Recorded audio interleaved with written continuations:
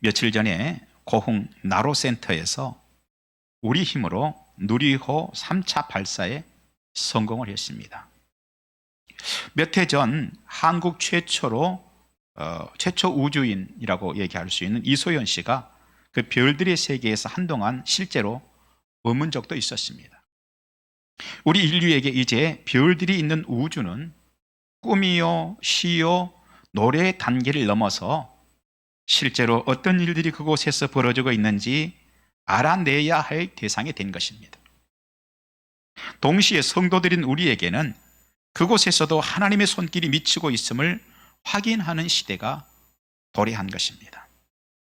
이제부터 우리가 해야 할 일은 지금까지 우리가 생각해온 그 조그마한 틀 속의 하나님이 아니라 언어로 형용할 수 없는 온 우주를 주관하시는 하나님과 그 하나님의 능력을 재발견하고, 할렐루야, 새로운 믿음의 장을 여는 것입니다.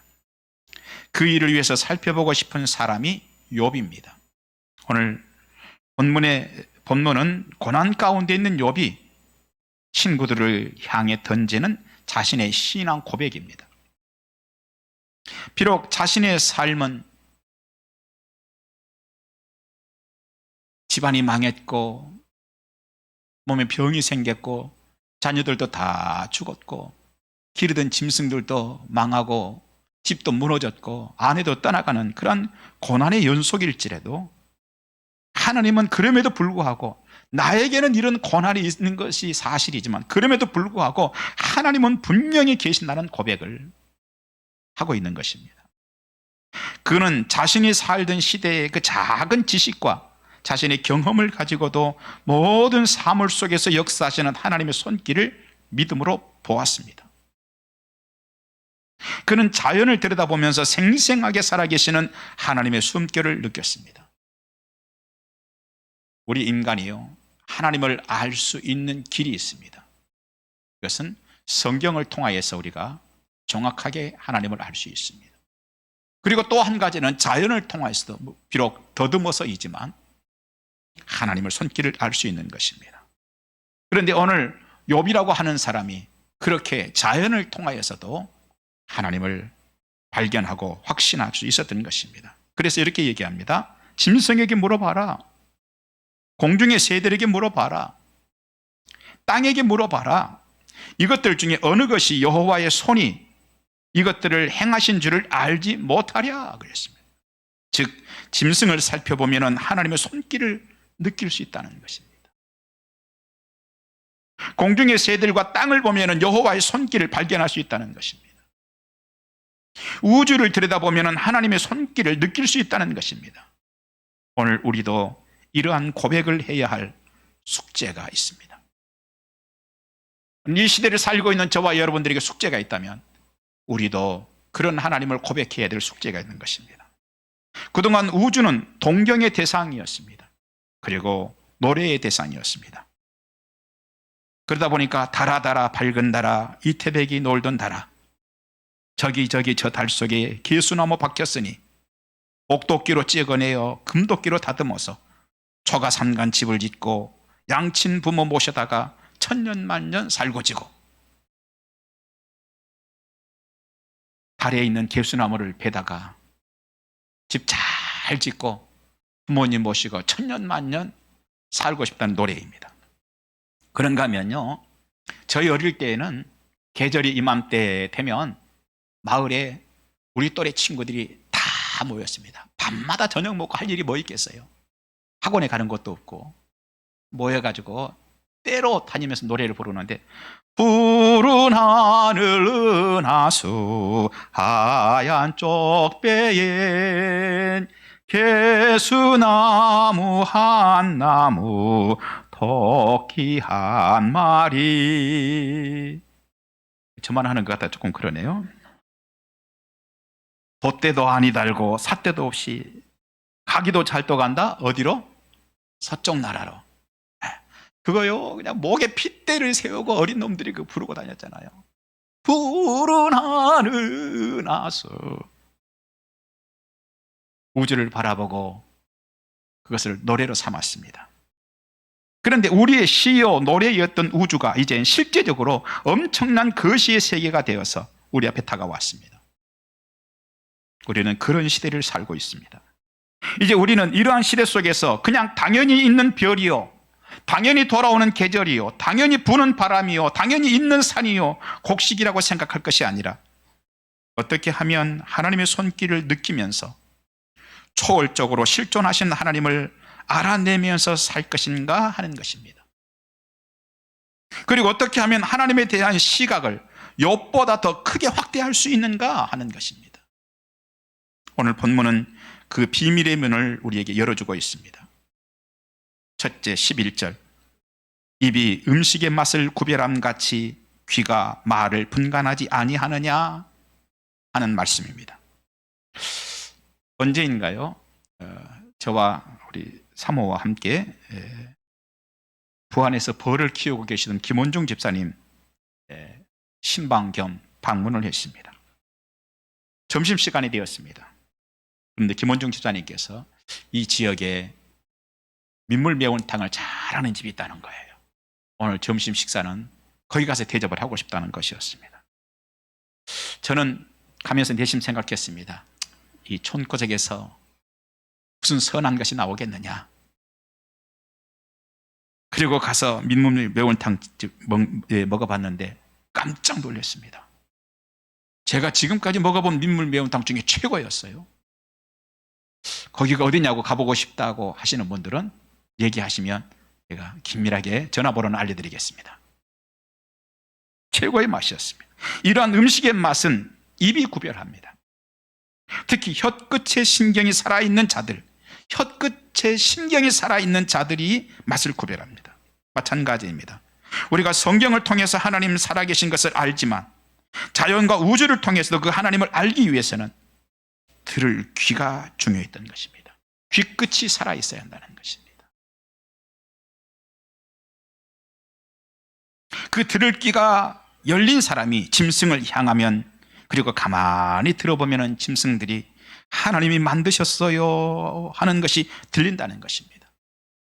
풀 한 포기와 우주의 귀를 기울이면 하나님이 만드셨어요 하는 소리가 들린다는 것입니다. 그러면 그런 사람은 흐르는 구름 한 점을 보아도 하나님을 찬양하는 것입니다. 그러기 위해서는 영적으로 예민해야 하는 것입니다. 오늘 본문은 청력을 높여서 사물의 소리를 들으라는 것이 아닙니다. 하나님의 음성을 들을 수 있는 영적 감각을 의미하고 있는 것입니다. 그러면 하나님을 향해 영적 감각이 예민해지면 그 풀 한 포기 속에서 하나님의 손길을 보게 되는 것입니다. 사도행전 17장 24절, 우주와 그 가운데 있는 만물을 지으신 하나님께서는 천지의 주제시니 그랬습니다. 하나님의 말씀인 성경은 우주와 모든 만물은 하나님이 만드셨다고 선언하고 있는 것입니다. 온 우주는 하나님이 창조하셨다는 것입니다. 요즘에 장미의 계절입니다. 장미꽃 한 송이도 하나님 만드셨습니다. 우리가 쉽게 구해서 먹는 양파 한 알도 하나님이 만드셨습니다. 우리는 그 사실을 믿습니다. 하지만 영적 예민성이 떨어지는 사람들은 큰 소리로 그의 귀에 대고 하나님이 만드셨다고 소리를 쳐도 소용없습니다. 고개를 흔들고 오히려 막 눈알을 막 부라립니다. 그런 사람들의 인생 가운데 어떤 큰 일들이 있어서 분명히 여호와의 손이 나타났었는데도 그때에는 하나님 나를 불쌍히 여겨주세요. 하나님 그때에는요, 하나님 나 불쌍히 여겨주세요. 하지만 시간이 조금만 지나면 잊어버립니다. 심지어 매 주일마다 하나님의 말씀을 들어도 듣는 것 따로 자기 생각 따로입니다. 그것은 똑똑해서가 아니라 영적 예민성이 떨어지기 때문인 것입니다. 그러나 영적 감각이 예민해지면 그날 들은 말씀이 평생 가는 것입니다. 여러분, 입이 음식의 맛을 구별하는 것이 진리입니다. 그것처럼 하나님의 음성을 듣는 귀가 살아나시기 바랍니다. 여러분의 귀끝이 살아나시기 바랍니다. 들을 수 있는 귀가 복된 것입니다. 예수님께서는 장차 올 것이라고 했던 엘리야가 바로 세례 요한이라고 말씀하시면서 마태복음 11장 15절 들을 귀 있는 자는 들을지어다 그랬습니다.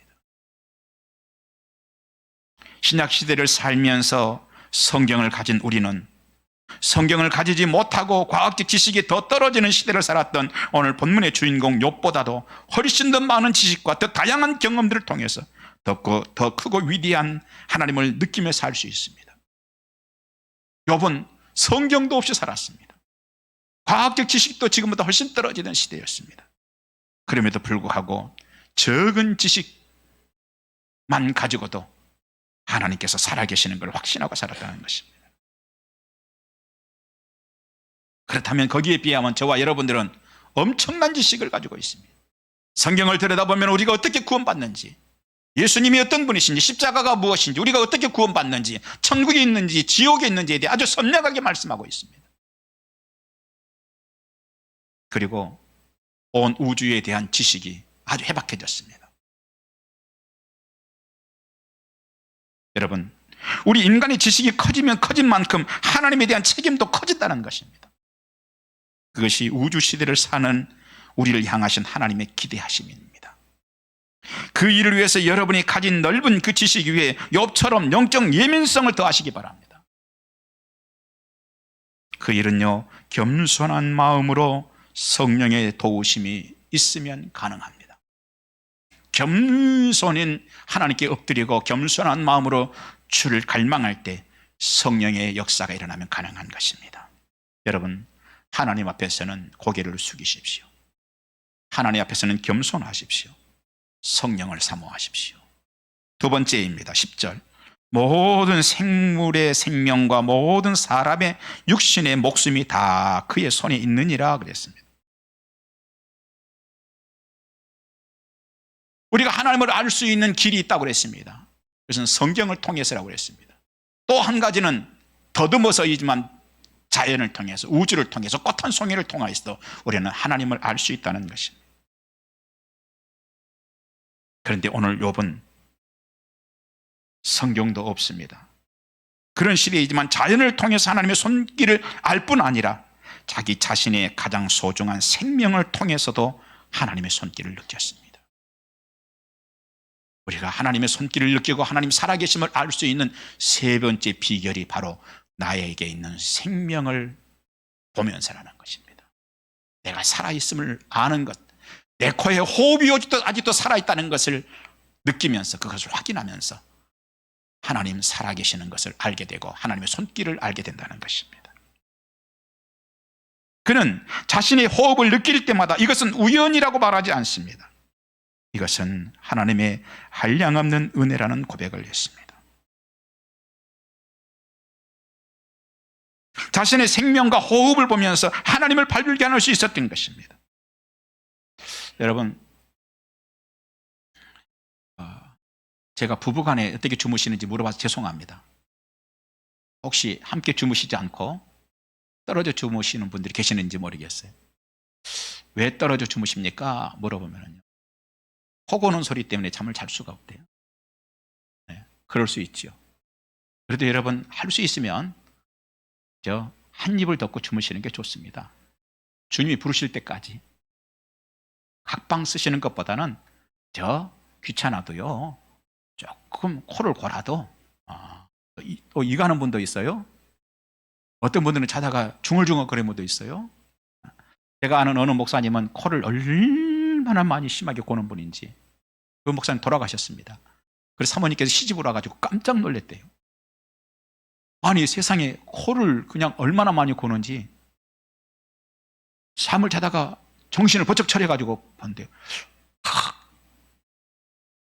숨을 안 쉰다는 거야. 아이고, 이제 이대로 큰일 나는 거 아닌가. 그래가지고 오면 또 푹 한다는 거예요. 네. 여러분, 주무실 때 아내가 코 고는 거 소리만 듣지만 마시고, 남편이 코 고는 소리만 듣지 마시고 호흡을 보시면서 하나님의 손길을 느끼셔야 합니다. 남편이 코를 이렇게 많이 골고 자도 그래 하나님께서 아직도 이 코끝에 생명을 주셨구나. 네? 아멘. 그리고 보면은 달리 보일 것입니다. 그래, 하나님께서 아직도 코끝에 호흡을 주셨구나. 거기서 그 호흡하는 걸 보면서 하나님 살아계신 걸 우리는 발견해야 된다는 것입니다. 때문에 시편 마지막 장인 시편 150편, 그것도 마지막 구절, 시편이 끝나는 겁니다. 이제 마지막 그 6절 이렇게 말씀합니다. 호흡이 있는 자마다 여호와를 찬양할지어다. 내 코에 호흡이 있으면 하나님의 은혜이기 때문에, 내 코에 아직도 들숨과 날숨이 있는 것은 하나님의 은혜이기 때문인 것입니다. 신약 성경도 사도행전 17장 25절, 이는 만민에게 생명과 호흡과 만물을 친히 주시는 이심이라 그랬습니다. 그 말은 생명을 죽이기도 하시고 멸하기도 하는 권세가 하나님께 있다는 뜻입니다. 또한 생명의 주인이 하나님이시라는 뜻인 것입니다. 하늘의 별과 꽃 한 송이 속에서 하나님의 손길을 느끼는 사람 욥의 고백이 그것이었습니다. 사실 인간은 자유롭게 행동하고 자유롭게 생각하고 자유롭게 무엇인가를 축적합니다. 그러다 보니 이상한 병이 있습니다. 내가 모든 것의 주인이라고 착각하고 산다는 것입니다. 그러면 내가 내 인생의 주인이면 내 마음대로 인생이 돼야 될 것 아니에요? 내가 내 인생의 주인이라면 내 인생이 내 마음대로 돼야 되지 않겠습니까? 하지만 모든 것이 내 마음대로 되지 않습니다. 그 중에서도 목숨과 인생은 내 마음대로 되지 않습니다. 주인이 내가 아니기 때문입니다. 주인이 내가 아니기 때문입니다. 그것들은 하나님의 손에 있습니다. 그래서 욥을 시험하는 마귀가 마음대로 모든 것을 할 수 있지만 그 생명은 해할 수가 없었던 것입니다. 생명의 주인이 하나님이십니다. 그 하나님은 오늘도 살아계시고 여러분의 코끝에 생명을 주셨습니다. 여러분 손을 이렇게 대시고 숨을 한번 내보세요. 아니 입냄새 많이 풍기지 마시고, 오늘 이 바람이 하나님의 은혜이고 하나님을도 살아계신다는 증거인 것입니다. 그리고 하나님은 생명을 소중히 여기십니다. 때문에 우리가 하나님을 이런 것 저런 것으로 기쁘게 할 수 있지만 전도해서 생명을 구해오는 것만큼 하나님을 기쁘시게 할 수 있는 것은 없습니다. 하나님께서는요, 한 영혼이 돌아오면 천국에서 잔치를 하신다고 그랬습니다. 여러분 위해서 기도하십시오. 여러분 가족 가운데 교회 인근에 충분히 우리 교회에 올 수 있는데도 불구하고 아직도 교회 나오지 않고 계시는 여러분 부모님 계십니까? 여러분 부부간에 여러분 남편, 여러분의 아내가 있습니까? 여러분 형제들이 있습니까? 자녀들이 있습니까? 주님 앞으로 나올 수 있도록 기도하십시오. 이 큰 우주의 주인이시며 생명의 주인이 그것 때문에 기뻐하시는 것입니다. 이제 여러분은 세계관이 지구 중심에서 우주 중심으로 바뀌고 우주 끝에서 하나님의 손길을 보시기 바랍니다. 지금까지 우리는 머리 위에 단순히 하늘이 있다고 생각했습니다. 하지만 사실 우리 머리 위에는 엄청난 우주가 존재하고 있습니다. 지구가 가장 가까이 접하는 우주는 태양계입니다. 태양계는 원래 9개의 행성으로 이루어졌었습니다. 하지만 지금은 8개 행성으로 축소됐습니다. 몇 해 전에 명왕성이 태양계의 행성에서 제외되었기 때문입니다. 원인은 미국보다 조금 더 작은 명왕성이 독립적으로 있는 줄 알았으나 그 주변에 수없이 많은 또 다른 것들이 있었기 때문입니다. 그래서 학자들은 명왕성을 행성에서 빼고 그 대신 명왕성 인근의 많은 것들을 카이퍼 벨트라는 이름으로 묶었습니다. 태양계 안에서도 지구와 태양은 아주 특별한 관계입니다. 지구가 태양을 등지고 돌아앉아 있을 때면 깜깜한 밤이 됩니다. 그 깜깜함은 저 끝없는 우주의 깜깜함과 연결되는 것입니다. 그 속에 은하가 쫙 깔립니다. 그것이 우리 은하입니다. 한동안 과학자들은 그것이 전부인 줄 알았습니다. 하지만 허블에 의해서 전체 망원경이 개발된 후 이웃한 은하가 또 있음을 알게 되었습니다. 안드로메다 은하입니다.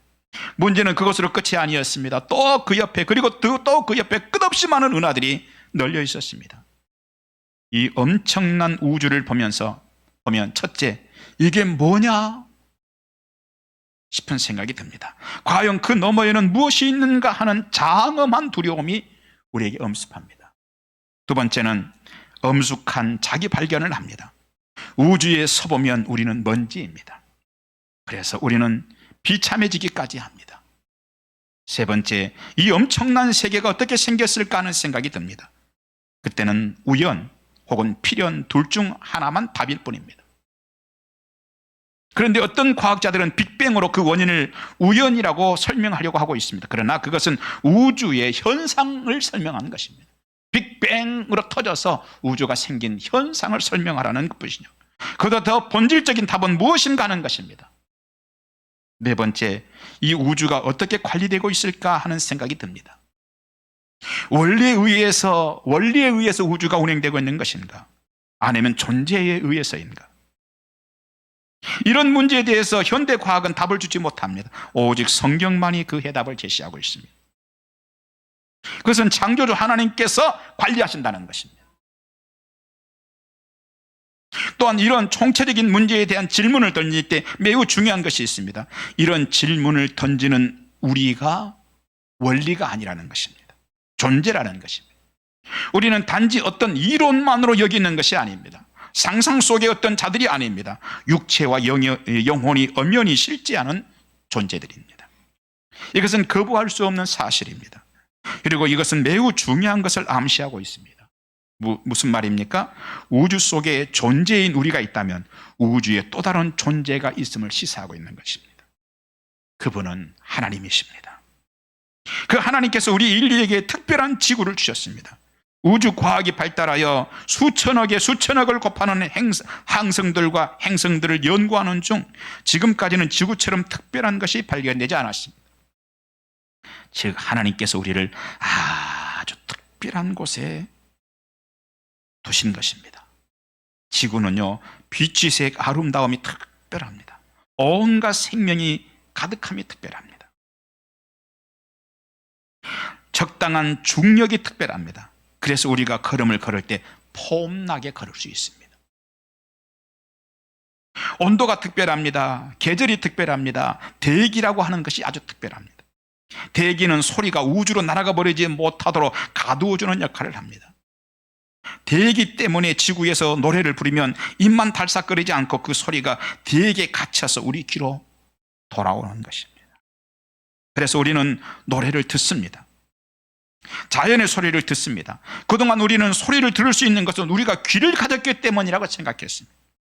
그것은요, 모든 것의 중심이 되기를 바라는 성향이 강한 인간이 자기 자신에게 중심추를 너무 중심추를 가져다 놓은 거예요. 그러나 사실은 귀 때문이라기보다는 지구가 특별하기 때문에 소리를 듣는 것입니다. 그뿐 아닙니다. 지구에서 일어나는 적은 일들도 모두가 기적인 것입니다. 저는 얼마 전에 새벽 예배 시간에 시원한 물 한 모금 마시면서 이것은 하나님께서 우리에게 허락하신 기적임을 깨달았습니다. 그 시원한 물 한 모금은 여기 이 특별한 지구에서나 마실 수 있는 것입니다. 지금까지 발견한 것에 의하면 달에서도요, 태양에서도 목성, 수성, 금성과 우리 은하와 이웃한 안드로메다 은하 어디에서도 물을 구하는 것은 쉽지 않습니다. 우리가 사는 것은요, 그냥 사는 것 아닙니다. 모든 것이 하나님이 주셨고 지금도 주관하시는 기적의 연속이었던 것입니다. 하나님은 우리를 아주 특별한 존재로 만드셨고 특별한 대우를 하셨습니다. 그렇다면 이제라도 우리는 그 하나님을 인지하는데 너무나 소중한 영적 예민성이 살아나야 합니다. 이 귀끝이 살아나야 한다는 얘기입니다. 우리의 지식 위에 그 예민성을 얹어야 하는 것입니다. 성경 이사야 1장 3절은 소는 그 임자를 알고 나귀는 그 주인의 구유를 알건만은 이스라엘은 알지 못하고 나의 백성은 깨닫지 못하는도다 그랬습니다. 소들은요, 주인을 안다는 것입니다. 소들도 세상에 소들도 주인을 안다는 것입니다. 소들도 소가 먹는 자기 구유는 안다는 것입니다. 그런데 인간은 자기를 만드신 하나님을 알지 못한다는 것입니다. 소만 또 못하다는 얘기.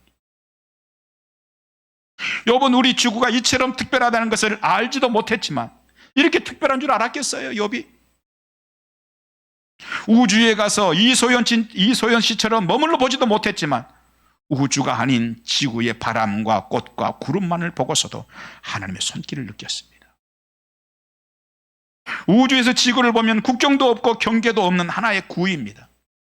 그런데 인간들이 거기에 각자의 토치칼을 파고서는 욕망을 쌓고 하나님을 거부하고 이 땅에 하찮은 것 때문에 하나님을 원망하거나 배신합니다. 그런 모습을 보고 계시는 하나님은 기가 막히실 것입니다. 과학은요, 사실을 말합니다. 그런데 신학은 원인과 목적을 말합니다. 성경은 하나님이 이 거대한 우주를 만드시고 아름다운 지구를 주신 원인과 목적에 대한 답을 줍니다. 물론 우리는 과학이라는 사실 앞에 서야 합니다. 동시에 지구의 목적과 원인에 대해서 유일하게 답을 주시는 하나님 앞에서 서야 하는 것입니다. 과학은 오늘 우리가 여기에 서 있는 사실을 설명합니다. 하지만 우리가 이 땅에 있는 원인과 목적은, 과학은 답은 줄 수 없습니다. 그 답은 오직 하나님께서만 주십니다. 인생의 답을 찾기 원하십니까? 하나님께 귀를 기울여야 합니다. 또한 여러분이 지금 이곳에 있는 이유를 알고 싶다면 하나님께 귀를 기울여야 합니다. 하나님께서만 답을 주십니다. 여러분이 지금 여기에 서 있다는 이 사실을 알고 싶다면 과학에 집중하십시오. 그러나 그 이유와 목적을 알고 싶다면, 여러분이 학교에 다니고 직장에 다니고 누구의 엄마가 되고 아빠가 되고 오늘도 교회 나와서 예배드리는 그 이유와 목적을 알고 싶다면 하나님께 귀를 기울이십시오. 하나님께서만 답을 주십니다. 그 답을 얻은 사람들은요, 같은 하루를 살아도 전혀 다른 가치의 인생을 사는 것입니다. 단지 현상만 알고 있는 사람과 원인과 현상과 목적을 아는 사람은 삶이 다를 수밖에 없는 것입니다. 그가 걸어간 걸음은 하나님께서 인정하시는 걸음이 됩니다. 그래서 시편 1편 6절, 무릇 의인의 길은 여호와께서 인정하시나 그랬습니다. 하나님께 귀를 기울이는 그런 자들의 걸음은 하나님께서 인정하신다고 그랬습니다. 하나님께 귀를 기울이십시다. 자연을 보면서도, 하루의 태양을 보면서도, 저녁 잠자리 여러분의 호흡소리를 들으면서도, 아내의 호흡소리를 듣고 남편의 호흡소리를 듣고 자녀들이, 그 사랑하는 자녀들의 숨쉬는 소리를 들으면서도 하나님께 귀를 기울이십시오. 하나님께서 여러분에게 주신 기업과 산업과 직장을 통해서도, 특히 자녀들을 통해서도 하나님께 귀를 기울이십시오. 하나님께 귀를 기울이기 위해서 우리에게 필요한 것이 있습니다. 두 가지만 간단하게 말씀하고 마치겠습니다. 첫째는 들어야 합니다. 우리는 하나님께 많은 말을 하는 것보다 그 음성에 귀를 기울여야 한다는 것이 헨리 나우엔의 영성입니다. 우리는 심지어 기도를 할 때도 그렇게 하지 않습니까? 많은 말을 하는 것이 기도라고 생각합니다. 하나님, 우리 남편도 직장 되게 해주시고요, 그 왼수지만 하나님 불쌍히 여겨주세요. 하나님, 우리 아들도 이번에 꼭 대학 꼭 되게 해주세요. 하나님, 많은 말을 해야 한다고 했어요. 그래서 하나님 앞에 이것도 말하고 저것도 말합니다. 그렇다면 그 이후에 하나님께서 주시는 답에 대해서 들어야 할 것인데 그런 시간 없이 바로 일어섭니다. 그래서 헨리 나우엔은 이렇게 말합니다. 기도할 때 주님의 뜻은 무엇인가요? 주님, 내가 어떻게 하면 주님께 더 영광을 돌리게 될까요? 아무개와 갈등이 있는데 주님도 잘 아시지요? 어떻게 하면 좋을까요? 들어야 한다는 것입니다. 과거 이스라엘에게 광야에서 하나님께서 모세를 통해서 말씀할 때 쉐마 그랬어요. 들으라 이스라엘아, 들으라 이스라엘아. 그러면 이스라엘 백성들이 쫙 들으러 나옵니다. 그것처럼 저와 여러분들이 하나님의 소리에 귀를 기울여야 합니다. 들어야 합니다. 두 번째는 갈망해야 합니다. 예수님께서 이 땅에 오셨을 때 은혜를 받은 자들의 특징은 하나같이 주님을 갈망한 자들이었습니다. 다윗도요, 목마른 사슴이 시냇물을 찾아 헤매이듯이 내 영혼 주를 찾기에 갈망하나이다. 다윗이 그런 갈망을 할 때는요, 사실 한가하기 때문에 단순히 영적 만족을 얻기 위해서, 지적 만족을 얻기 위함이 아니었습니다. 심지어 그가 억울할 때에도, 바쁠 때에도 그는 하나님을 갈망했습니다. 여러분 바쁘십니까? 바빠서 수요 예배 안 나오시는 겁니까? 바빠서 새벽 예배 안 나오시나요? 바빠서 금요 초열에 아이고 목사님 아시면서 바빠서 못 나오십니까? 아니면 자녀들의 문제가 복잡해서 아유 이것 좀 해결하고 나갈 거예요. 복잡한 문제가 있습니까? 억울해서요. 난 정말 화가 나서 지금 못 나가요. 기분 나쁘면 천국도 안 간다는데 나 지금 그럴 기분이 아니에요. 그렇습니까? 아닙니다. 억울함에 대해 세상이 가르친 원리가 무엇이죠? 하나님을 찾으라는 것이 아닙니다. 바쁜 것에 대한 세상의 원리가 무엇입니까? 바쁘면 하나님을 찾으라는 게 아닙니다. 억울할 때는 뭐라고 그래요? 야, 이 자식아, 맞지만 말고 너도 뭐 해라? 너도 때려! 그리고 억울하면 뭐 하라고요? 출세하라. 그런데 하나님께서는 히브리서 10장 30절 원수 갚는 것이 내게 있으니 내가 갚으리라. 그래서 다윗은 억울함을 사람에게 풀지 않고 하나님께 토했습니다.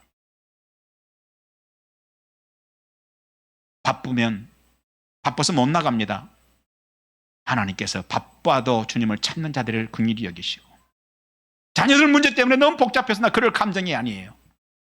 그래도 하나님께 나오는 자들을 주님께서 은혜 주실 것입니다. 그런 사람들을 우리는 이렇게 표현합니다. 다윗 같은 사람들, 사람 앞에서 산 것이 아니라 하나님 앞에서 살았던 자이다. 그렇게 그는 그 큰 위기와 심지어 억울함까지 다윗은 이겨내고 또 이겨낼 수 있었던 것입니다. 그리고 하나님은 살아계셔서 그런 자를 도우셨습니다. 오늘도 하나님은 계십니다. 은혜를 주십니다. 그래서 우리는 찬양합니다. 은혜 아니면 살아갈 수가 없네. 그거는 설교 마치고 우리 하십시다. 분명히 하나님은 은혜를 주십니다. 이스라엘 건물들을 보면요 인근 국가보다 깨끗하다고 그래요. 이유가 있답니다. 이스라엘 때문에 그런답니다. 이스라엘 특별히 예루살렘은요 높은 지대에 상당히 높은 지대입니다. 그 중동 국가인이 얼마나 덥습니까? 그 더운 공기와 고도가 높으니 시원한 공기가 밤이 되면 마주치는 것입니다. 그러니까 다른 지역보다 이슬이 많이 내려요. 많이 내리니까 이슬이 내리니까 건물들이 깨끗해지는 것입니다. 마치 비처럼 씻어 내려줘.